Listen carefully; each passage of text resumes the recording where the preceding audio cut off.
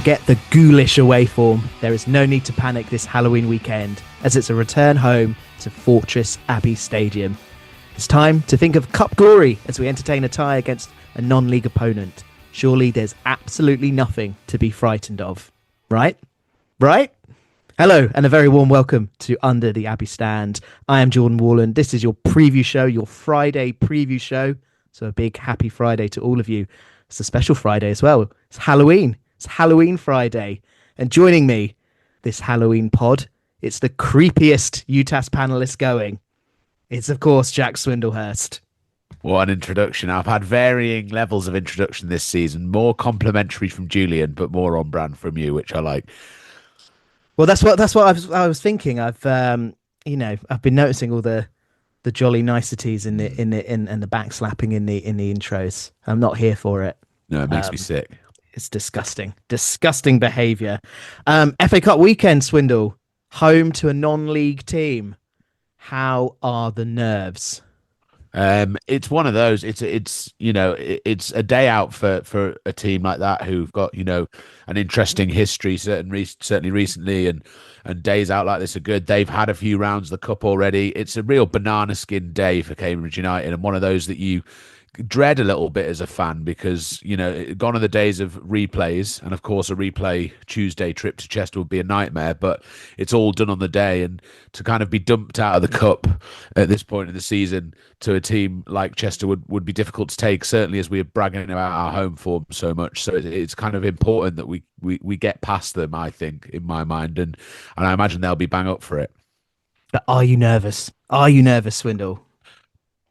Yeah, I am. After you'll hear a preview later in the show, and I don't think they're particularly optimistic, but it's just one of those that sticks in your mind. I remember the trip, to Curzon Ashton. I remember us playing, a few teams, lower league teams in recent years, Woking as well, that I feel like we struggled against. And when we play against a lower down team, I think there can be on occasion times where they set up well and we approach the game quite badly. So I am a little bit nervous about Saturday. Yeah. Yeah, but Swindle, those times and those games you're talking about were before Neil Harris's mighty home use, untouchable at the Cladara, unless of course you're Oldham Athletic. No, I'm glad you said that. Because I'll be honest, I haven't thought too much about this game this week for various reasons. Busy old life I have, but I was thinking about it yesterday and just how much of a tap in it would be, because we're at home and the home form's great. And then I was sort of like, oh, no, it's not. It's the opposite. You've got such good home form that the whole need to bounce back after a disappointing result of the weekend, it's all just sort of, bubbling away that actually it could be an awful afternoon. And I seem to remember, I can't remember if it was round one or round two. I think it might have been round one, but Grimsby at home a couple of seasons ago, the Sam Smith shushing the NRE incident, a cold, dark winter day, a big away following like Chester will bring. Admittedly, Grimsby weren't, well, I guess a similar distance, wasn't it? I think they were non-league at the time. Were they conference at the time? But they were doing really well, and then they got promoted that season. So like what, two leagues difference from us in League One, and Chester are National League North, so two divisions again. So similar kind of vibes. So yeah, the nerves have crept in as the week has drawn on. So hopefully an assured performance on Saturday will put all that to rest. We should probably touch on last weekend to not sort of dwell on it too much, because the folk on the review pod did a terrific job reviewing it. So if you want your full UTAS review, then head to wherever you're getting your podcasts and listen to the review show. But Swindle, you of course were in Nottingham, but you weren't on the review pod, so this is your first UTAS appearance. Much to discuss, starting with, guess which topic I'm going to start with, Swindle? Just guess. Is it something to do with my head? No, of course not. It's about Neil Harris's approach to away games and how cautious he is. Of course it's about your head. You've shaved your head on an away day. Yeah. It looks terrific. I love it. Thanks, mate. I'm getting some really good feedback. A lot of well, there's three things that are happening. People say, "Gosh, you look a lot younger." Then yes, I see that. Quite a lot of people say, "Oh yeah, it actually looks really good." And the third one That's is such just that's such like a bad comment to say, isn't it? As if to say massively. like, what were you saying about my previous haircut? Yeah, or what Yeah, you and well, thought it and was then going to look like. yeah, and the third one, and the third comment is basically like, yeah, it was about time, wasn't it? So yeah, it's there's Is a lot of backhanded compliments flying about. is comment four? Has anyone said, "Oh, it's a shame you don't look like Jay Rayner anymore"? Oh, oh, stitched up. Even while the hair's gone. So you, of course, have shaved your head, but do you want to know what my favorite kind of shave is, Swindle? And keep it clean. Keep any answers clean. A close shave. My favorite kind of shave is shaving money off expensive food and Oh, drink. amazing. Very good. Yes. Yeah. Yeah. You see where I'm going with this? Yeah, I love it. Of course, I'm here to remind you that this season, the Under the Abbey Stand sponsors and partners are the good folk at the Old Spring, number one Ferry Path, Cambridge CB4. Lovely pub, lovely spot in town. A host of deals for you where you can shave some costs off good food and good drink. There's the Matchday Meal. We can get food and drink for £15 before every Cambridge United home or away game. The Saturday happy hour every Saturday 6 till 7, apart from bonfire weekend, which is the following weekend, right? That's Yeah, changing yeah, then. yeah. And then the best one, anytime a ticket holder discount, 10% off anytime with a CUFC season ticket or a match ticket for this week or next. Good stuff. Good shave content there. Right. Well, actually, let's talk about let's talk about Notts County away properly. I just wanted to gauge how you're feeling a week on, other than being a bit colder on the head. How are you feeling? Yeah, I'm still reeling from it. Really, it was a really kind of awful show of football from Cambridge United, and I think there is, as you said, there's a review show where the lads have gone into deep analysis of it and the reasons why we were poor and what needs to be better. But actually connecting it to this weekend, it's kind of set the tone for Saturday to have a real need to be a big response. I think it's important that we win on Saturday, and it'd be great to win convincingly because we've spent a lot of time this season kind of praising United, and people are talking about, battling for promotion, but going away from home and putting on performances like that, we're going to be mid-table, really, fodder even in League Two. And I think it's important to come out against with respect to Chester, a lower league team who are struggling in their league. They're in the bottom half of the National League North. Have only won one away from home. They've only kept one clean sheet all season. So we should be looking to put some on these. So I think, yeah, Notts County, it was a really poor show from Cambridge. I think we set up poorly, and just there was no conviction throughout the game. No one really had a performance that you would say was worthy of note. And I think it's, the fans are going to get a bit twitchy if we're getting towards Christmas and this is still happening. Tricky trips to places like Salford. We're going to need to go somewhere and have a bit of a kind of performance that makes a bit of a statement, because at the moment we're kind of, teams will be rubbing their hands when we come to them.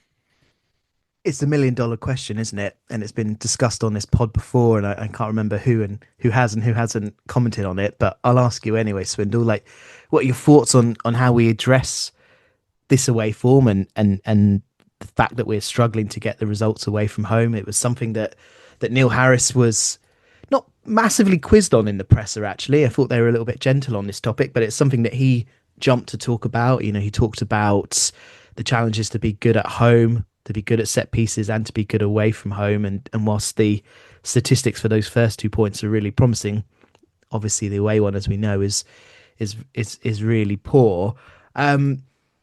My take, I don't know your thoughts on this, is just it's the cautious, like the safety first kind of approach that seems to be drilled into the squad when we go to away games. And it seems that whilst that, okay, fair enough, might make sense at Notts County away and Grimsby away and some other teams that will play, Salford, like you mentioned. It's frustrating then when there's not sort of a backup plan when we do need to expand the game or try something a bit different. But also the frustration is that approach seems to be applied to the likes of, your Tranmeres and your Shrewsburys. And like they were saying on the review show, like in when you look at the away results, losing to Notts County isn't the end of the world. They're a team that are fifth in the league now and joint best form at home in the division. But it's some of those other results where you think, why have we been so timid? Why are we being so respectful to our hosts, and why are we not trying to assert ourselves on his opponents? Which is something we're going to have to do on Saturday. I think that's how we edge Chester, and it seems to be something that we're pretty much okay with at home. Taking the game to people and moving the ball quickly.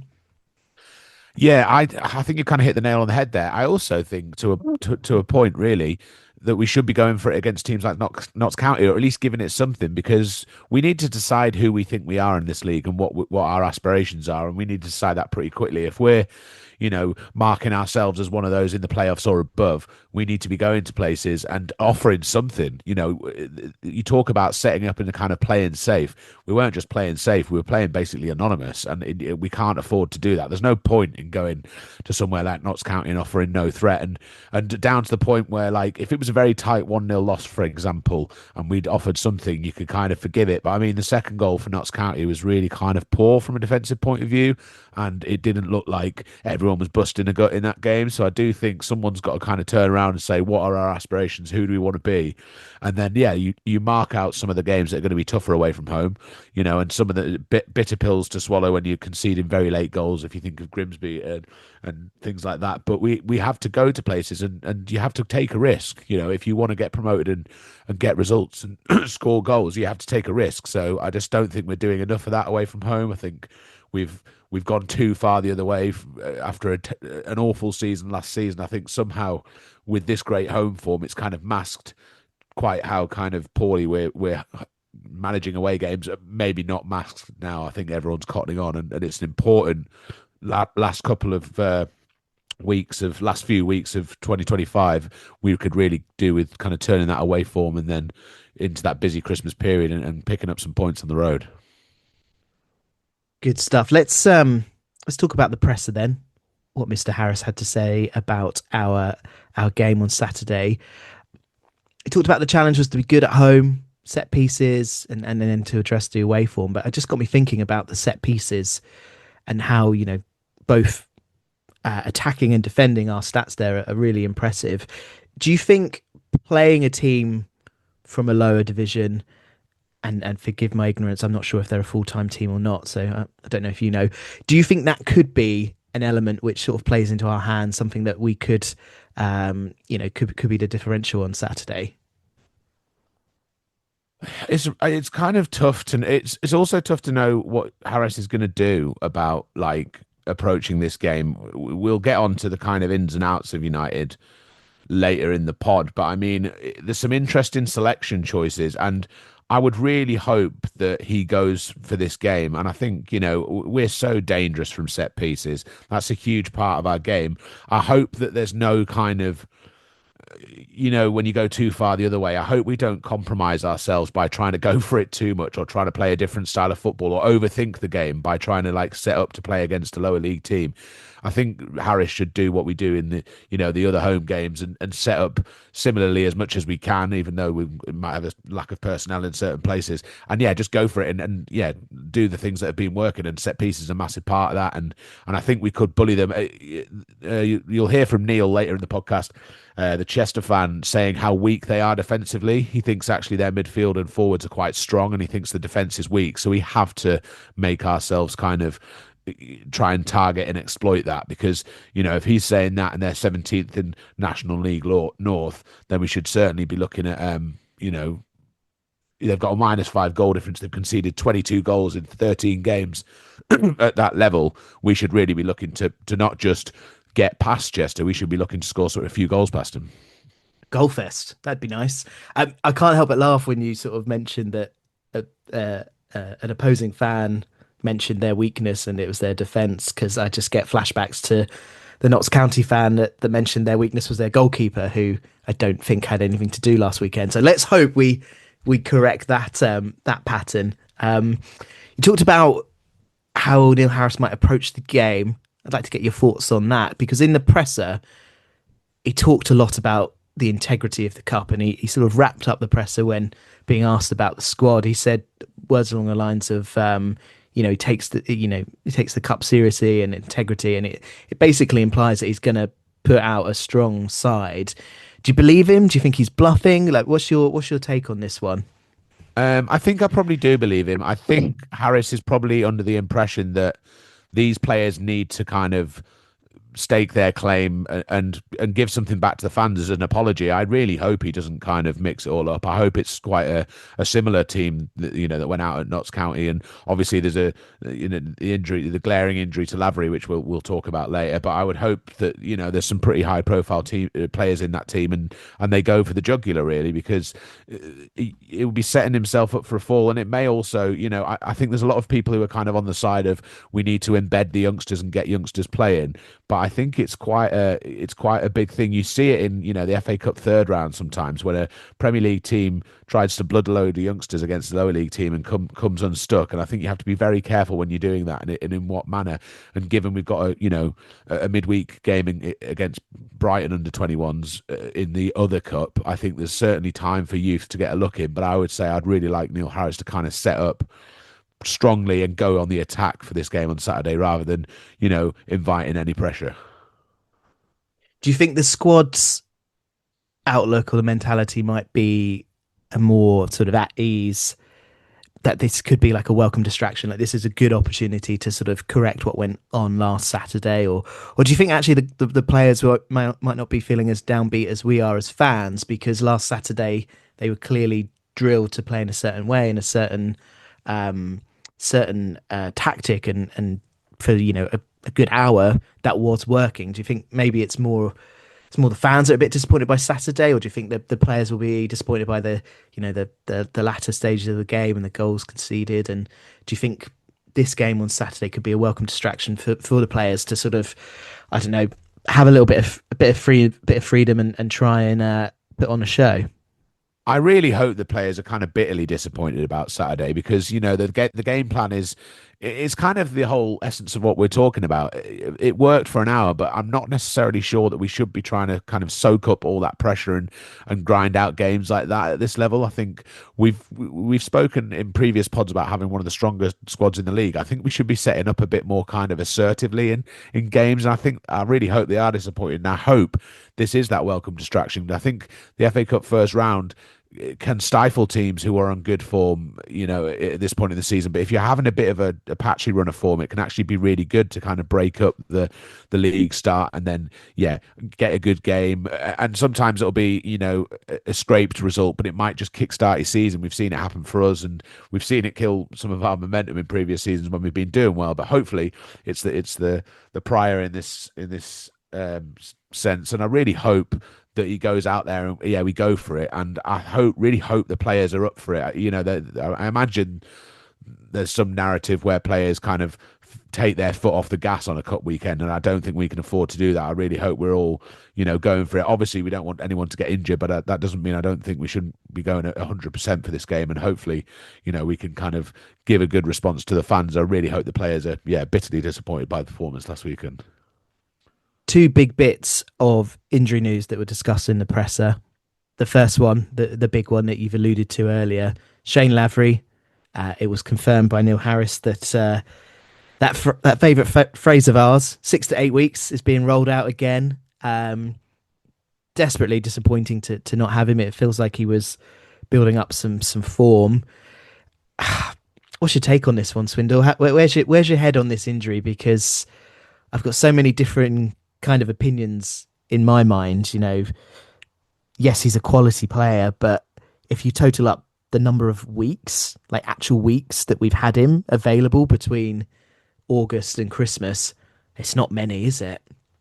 No, I feel for him. I really do. It's a horrible injury, and it's one of those that will just recur and recur. I think it's a muscle that tends to get, progressively worse with each kind of injury, and I think it becomes more susceptible to injury and tearing and snapping and all that kind of stuff. So it's a horrible thing to have happen to a player, especially a player who's so valuable to us. But you do have to start questioning, what are we going to do about getting other people through the door? I don't think there's any conversations about getting rid of Lavery or anything, but I'm afraid to say that it's one of those where he is going to be on and off, and those injury 6 to 8 weeks is probably a conservative estimate and probably quite a good one, and it will consistently be that. If this injury happens again, it'll probably be another 6 weeks, and then suddenly you're missing 12-18 weeks of a season, and you're starting to question how much worth we can get from that player. You know, when he plays with his heart on his sleeve. He's so good. You know, he connects so well with the players. He kind of hit the ground running, and I think it's really unfortunate. We were speaking at the home game that he came back out a few weeks ago, and a lot of people were saying they kind of, you know, sharp intake of breath and wince when he sets off on one of those runs, because you're like, is that hamstring going to hold up? And sadly, it's just not strong enough. And this happens in professional football all the time. Players sadly get, you know, recurring injuries, and there's a fantastic team behind the scenes at United who have been, you know, working with him. And there's no, I don't know that this is necessarily a fault of anyone. Sadly, it's just one of those, you know, occupational hazards. But I really hope for Shane Lavery that he can do some good rehab, come back in, and, you know, hit the ground running once again. But we do need to think long and hard about what we're going to do if we're taking ourselves seriously as, you know, promotion contenders. I think we need to look towards January and think about who we're getting in. Well, that was going to be one of my questions. With ignore the fact that Kouassi's on loan, and he's on loan from a club that are what, second bottom of the division above, and they might be interested in having him back.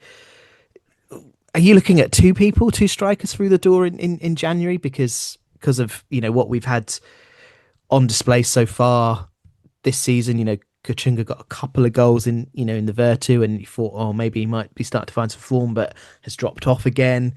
You know, Appare's coming back, and we'll talk about him in a second, but has injury concerns. Lavery is just unreliable. Is it a simple saying like we need two strikers in January for you? Yeah, I think so. It would be great, and I think it's all back to that conversation about our genuine aspirations as a football club and what we actually want from this season. You know, there's a part of the fan base who think that maybe this is a consolidation season and it's about kind of self-righting, getting over what was a terrible season last season, getting a squad together and getting them to know each other, and where we finish is secondary to that. And there's another, you know, part of the fan base who think we should be right up there challenging and trying to get straight back up to League One. So I think if we're taking ourselves seriously, I do think we need a couple of bodies through the door to offer, you know, and maybe a couple of kind of strikers with varying style, one more physical maybe, and one more a more nippy player maybe. So I think it would be ideal, but we've seen so much in the past few transfer windows how difficult it is to get forwards, and I think there's less out and out strikers now in modern football. So I think we've kind of experienced that. But we looked, we mentioned Britta Sombolonga, didn't we? Hmm. In pre-season, and then lo and behold, hits the ground running, scoring. Like there's players out there. There was that PFA team with a number of players in. Fabio Barini as a name to throw out there, who's now a Salford player. Like there are plenty of players out there who were available, and we've taken punts on players. And actually, I would have to say our forwards have played actually well when they've been able to play this year, but we've fallen foul to injury, and brought in players with injury history. And I'm afraid we've fallen foul of that. So yeah, I think 2 in January, in answer to your question, would be great. Please and thank you. One last query on Lavery. Bit of a bleak one, this, but given this new setback, which is the second of this season, and how last season was, do you release him in the summer? Do you think he's got a future long term with us? Like, I just kind of think of the economics of it, and whether we can afford to have a player of this quality with such limited availability in the squad.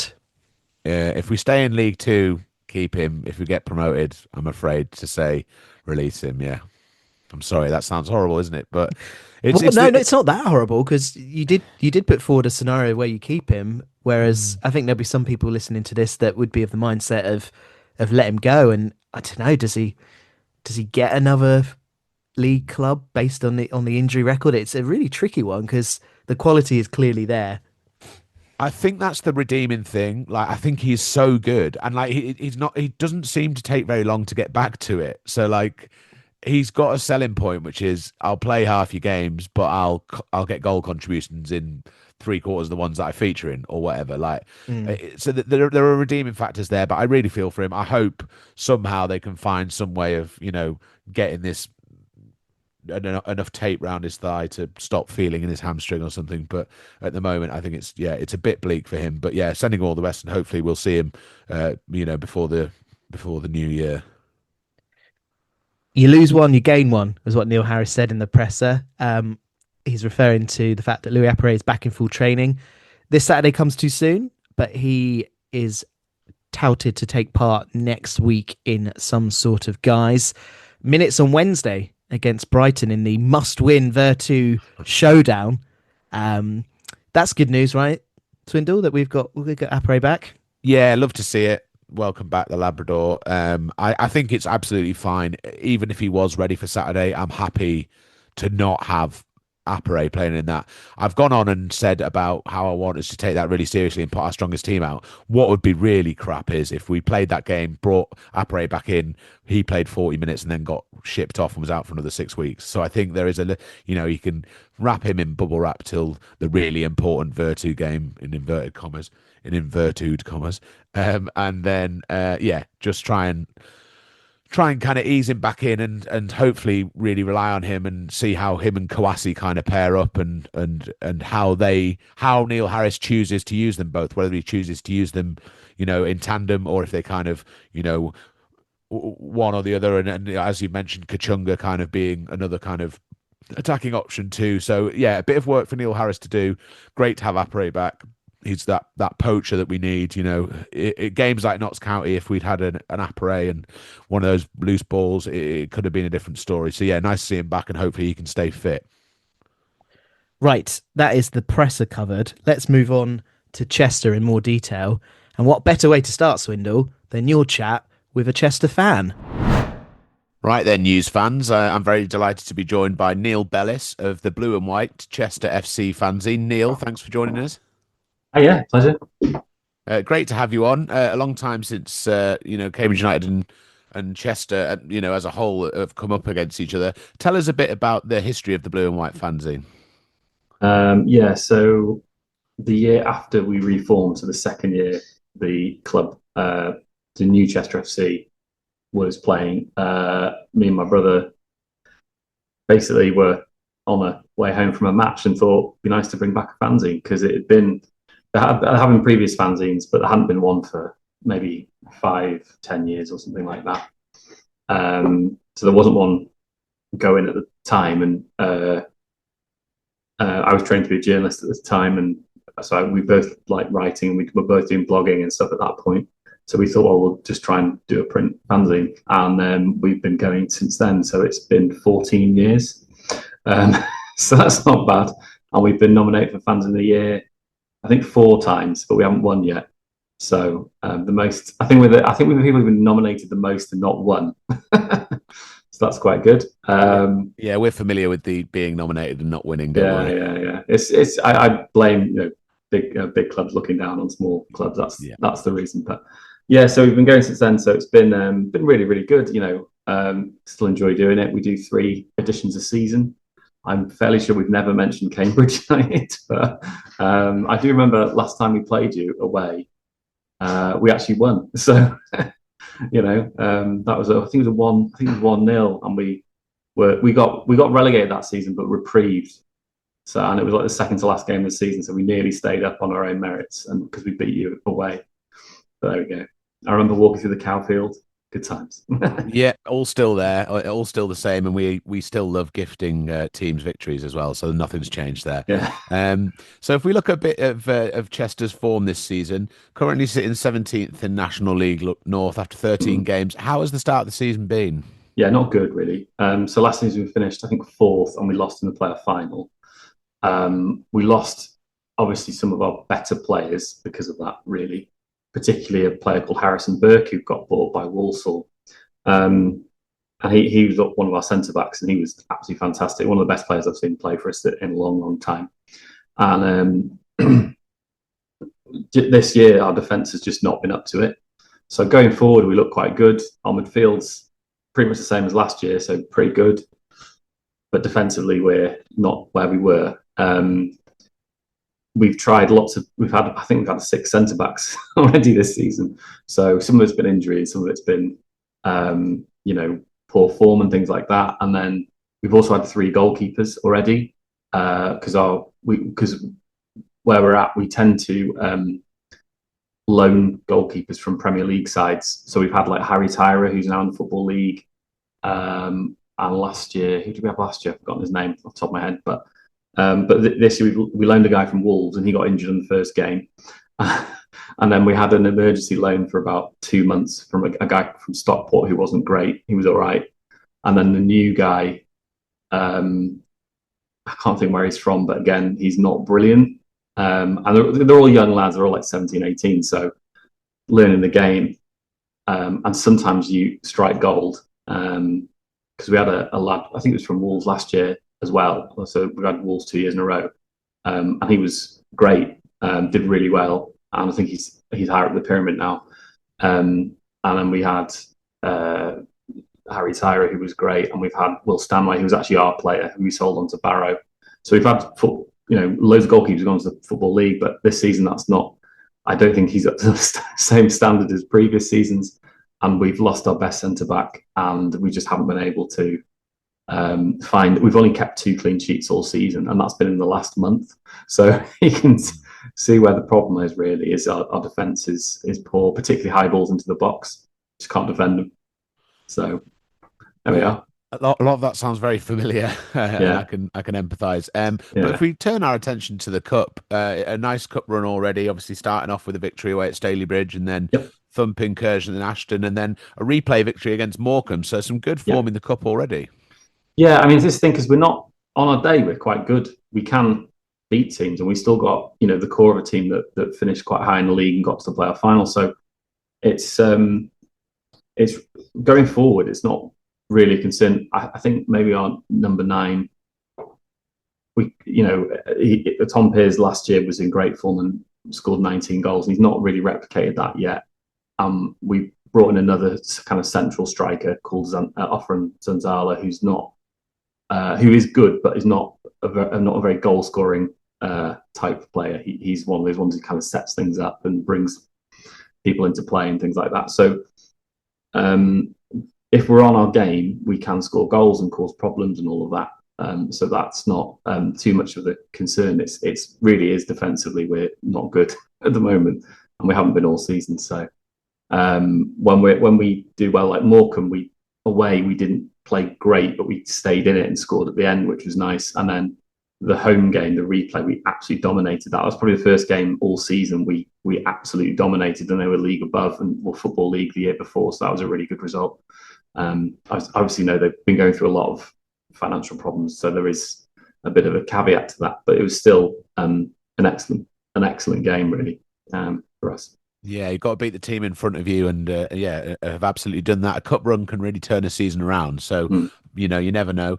But looking ahead to the game, then we always ask opposition when we do these previews to pick out a couple of players for fans to look out for, and a couple of players for your team who might make a difference in the game on Saturday. Yeah, I start with one of our signings this season, a guy called Pat Jones, who is usually plays kind of right. We normally play a 4-3-3. And he's normally on the right-hand side of the forwards. He's just so much better than everyone else. The only problem is I think he's about 19, and he's not played that many games. He was in, he was playing for Exeter, I think it was last year, and played about 6 games or something like that. But he's much better than the league, like way better than most people in the league. So I wouldn't be surprised if he went to play in the Football League reasonably soon. The issue is really, because with any young player, they tend to start bright and then fade a bit, and he's in that kind of bit where he's faded a little bit the last couple of games. I think it's probably fitness really, but if he plays well, he'll really cause some problems. And we got on the left-hand side of the front three, we've got Dylan Motley-Henry, who usually plays there. He's a less finesse about him, but he really does put so much effort in, and he's our top scorer this season. Got a great leap on him as well. He can jump insanely high. I've never seen anyone jump so high, really. And then in midfield, we have a little lad called Ewan Murray, who's about 4 foot nothing, absolutely tiny. But every single game, all the opposition fans were always like, "Who is that little lad in midfield?" Because he causes loads of problems. He can still win stuff in the air, and he just draws fouls just all the time. Our little Messi really, but he scored a few more, he'd be in the Football League, I think. He's a good player, so I'd probably pick those 3 out, and then obviously for just for nostalgia reasons for you guys, we've got Kevin Roberts, who Hasn't actually played the last couple of games. I think he had a slight knock. I'm hoping he'll be back at right back. But it's funny actually because every season we sign a new right back, and the new right back plays for about a month, and then Kevin Roberts gets back in the team. So, and he's been our physio for like 3 years or something, and I don't think he is supposed to play as much as he ends up playing. But he's just brilliant. He's a great player. He can't get us forward as well as he used to, but defensively fantastic. Yeah, he's a really solid player still. So hopefully he'll get a nice welcome.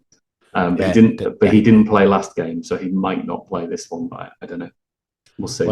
Well, hopefully he's there in some capacity, even if he's doing a bit of physio work. I think we'll be very happy to see him. And yeah, good longevity at both Cambridge and Chester from Kevin Roberts. So yeah. Be nice to see him. So as we look ahead to the game, then obviously it's been a good run in the FA Cup for you so far. How are you feeling about it, and how do you think the game's going to go?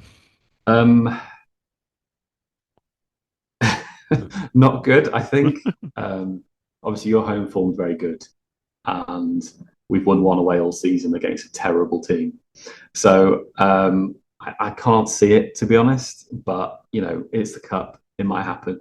I think I'm right in saying there's no replays from this point. Yeah, because we've had replays. So I feel like if there was a chance for a replay, we could probably scrape a draw and bring it back and maybe win a replay. But I can't see it. We're famously terrible at penalties. I think we've won one penalty shootout ever. Brilliant. So even if it gets to that point, I can't see us winning still. So yeah, I'm not that optimistic. I think if we take it past 90, I'd be quite pleased. But I think we'll score one probably, and probably let a few in. So I'm going to go 3-1 to you, I think. But 3-1. I'll take that as your prediction. Listen, Neil, it's been brilliant to talk to you. Thanks for joining us. Good stuff. Thank you very much for that. Thank you for taking on the interview there, Swindle. What were your hot takes? What were your thoughts from chatting to them? Initially, just incredible effort. Two brothers who were in the pub after everything, sadly went wrong last time for Chester, and they had this kind of reformation, and they had fanzines in the past, but didn't produce a fanzine. 14 years later, they're doing 3 issues a year. They're all over the lower league world of of social media and fan content, and I think it's a cracking effort. The Blue and White is the name of their fanzine, and it's a brilliant publication, and really nice pair. Neil, who I spoke to, seemed a little bit underwhelmed at Chester's chances of getting anything from it. So they've played 3 FA Cup ties already, coming through against Stalybridge, hammering Curzon Ashton 5-1, and then they had a replay victory against Morecambe, so a team from the league above. Morecambe obviously are having their own struggles, but a good victory for Chester in that one. But Neil didn't seem to have much optimism about their chances coming here. They're awful away from home, something we can empathise with. And he seemed to suggest that their defensive weakness against our set pieces, as you've alluded to already, he seemed to think that would be the difference maker. It is a little bit of a shame, isn't it? We're no longer in the realms of FA Cup replays for smaller teams, but he said he'd be happy if Chester took it to 90 minutes in extra time. But yeah, that's the most dangerous type of thing, isn't it? A team that's got nothing to lose come into your own manor, and then suddenly they find themselves 1-0 up, and it's absolute disaster.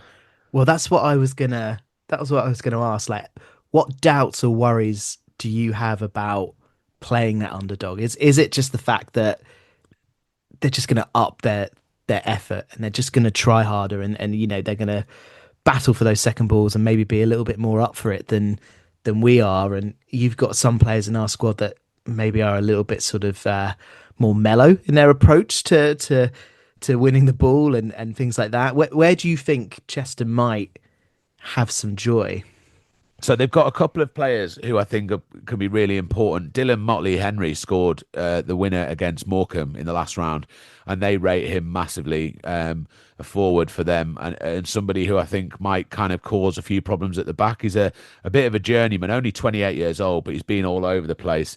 And yeah, a handful he was described as to me, and I think it could be an interesting day. I'm not quite sure who will start in defence for us at the weekend. It'll be interesting to see if there is some rotation.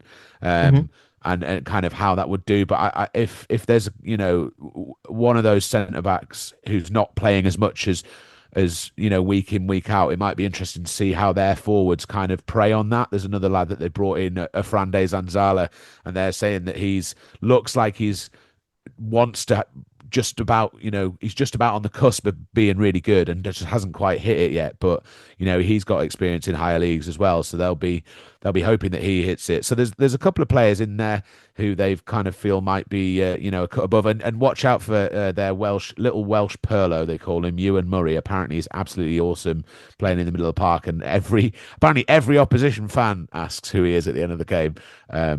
And they're 17th in National League North, so it must be pretty good. But yeah, it'll be interesting to see. Excited to see a Perlo at the Abbey. It's been a while. Yeah. What the opposite question then? How do we win this game? Do you think? We've touched on set pieces, so let's assume that we're going to score a ton of goals from them. But any other aspects that you think we need to make the most of here to win this game?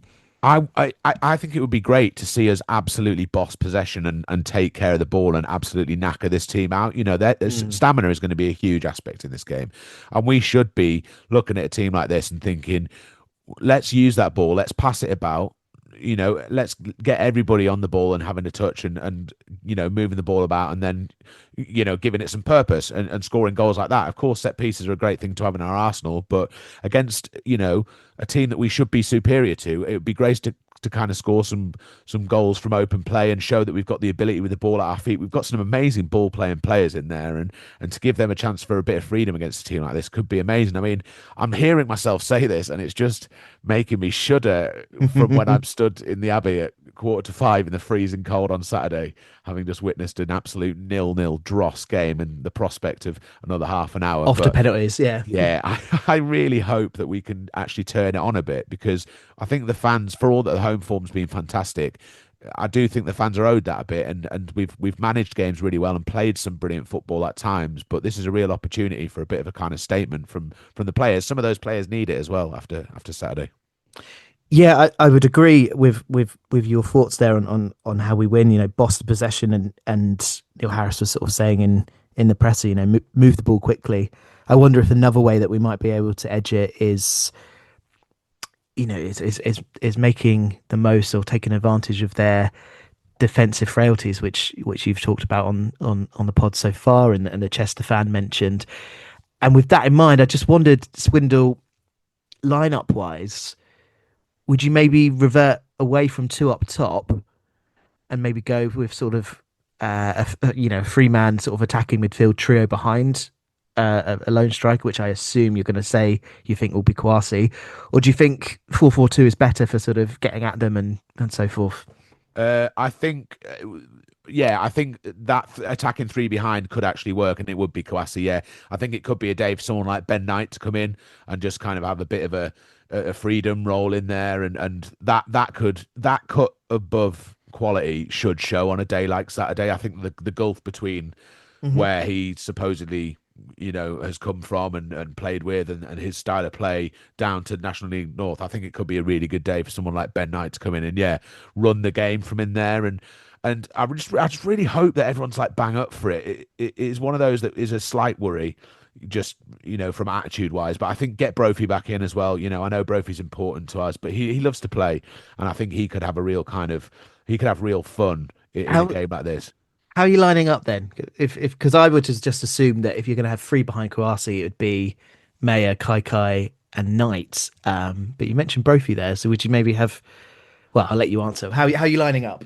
I guess I would want Mayer in there, so that only leaves Sully Kai not in there. So that would potentially be how I'd look at it. But whoever he goes for in that position, I just think it's really important that they're all kind of obviously on the same wavelength. That goes without saying, but they're all kind of the impetus is in attack, and it's important not to get kind of overloaded and overbalanced and push too many people too far up and have holes in the middle. So it's an important day, for United to show professionalism in there, and it'd be interesting to see who plays kind of in the more holding role in behind them. And I don't really know it's really tough to know how Neil Harris is going to play this one, because you mentioned it at the start about, like, is it a bluff?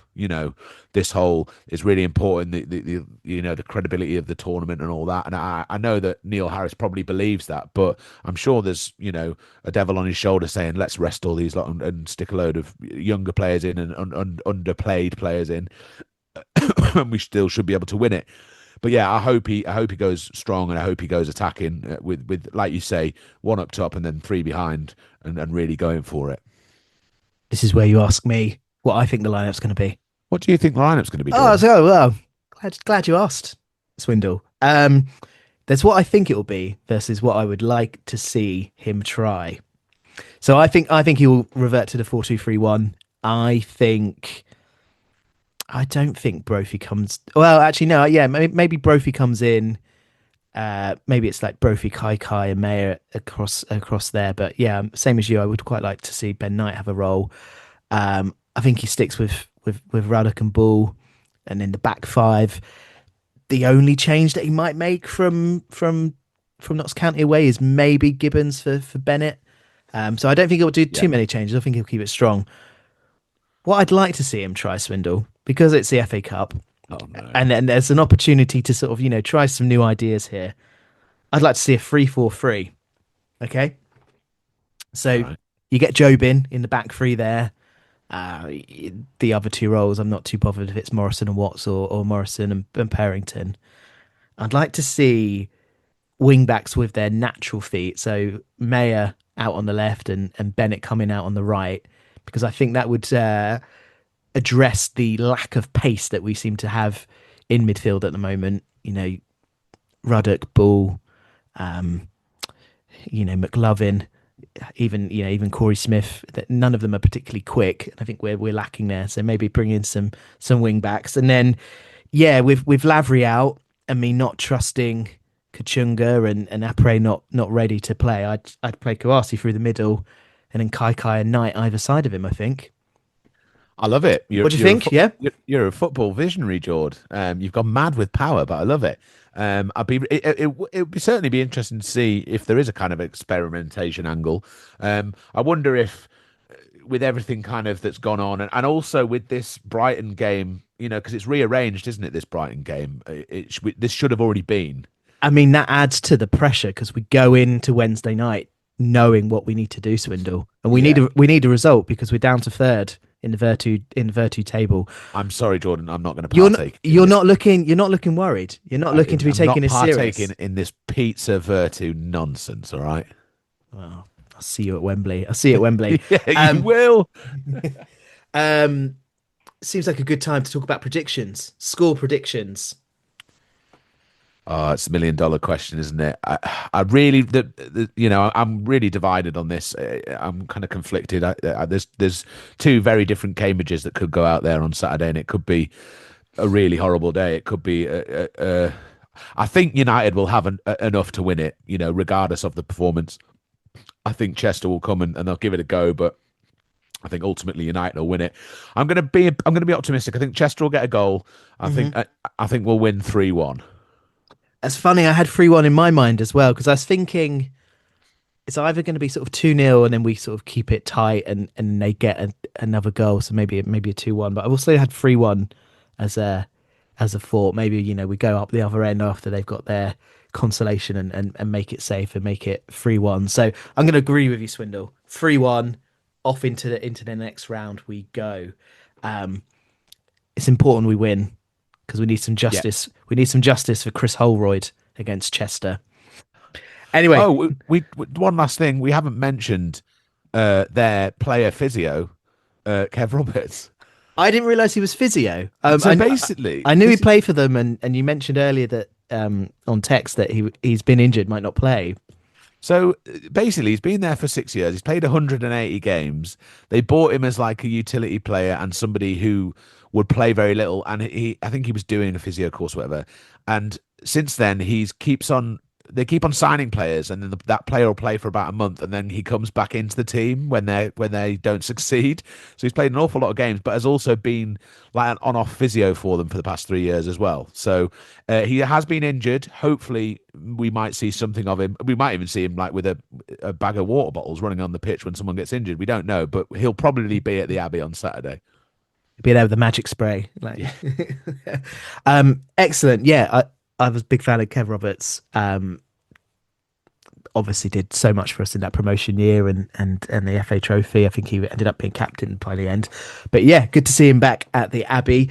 I feel like that's a good place for us to end it, Swindle. But before we do, a polite reminder to be a legend and join the coconut tier.